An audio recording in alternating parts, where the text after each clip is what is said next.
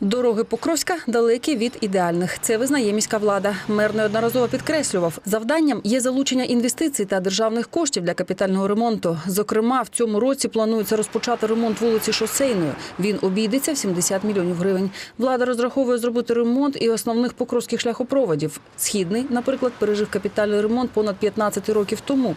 І зараз тут великі і глибокі ями. Поки ж до Дня Європи техніка без пристанку працює на міських вулицях. В першу чергу, за рішенням Покровської міської ради, відновлюються та проводяться роботи на центральних вулицях міста, там, де будуть приїжджати до нас гості та проходить маршрут марафону. Нас запевнили в тому, що для виконання якісного ямкового ремонту важливо використовувати сучасні технології. Спецтехніка, УЯР і машина Штрасмайер закривають ями, буквально заклеюють тріщини. Очікується, що після такого ремонту латки прослужать кілька років. Вірять в це і водії.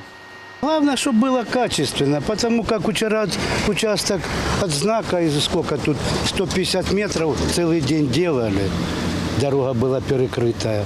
Ну а как качество? Чтобы не на один сезон, не на один год, хотя бы там, лет на 5. Так делают, так, не везде по-разному. Ну, слава богу, что делают.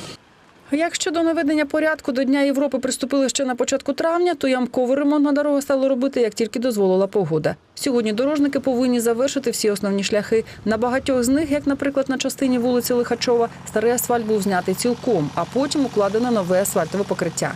Для виконання таких робіт тут навіть було призупинено рух автомобільного транспорту. Ямковий ремонт доріг у Покровську буде продовжений і після Дня Європи. Влада ставить завдання, у будь-який час року вони мають бути проїзними.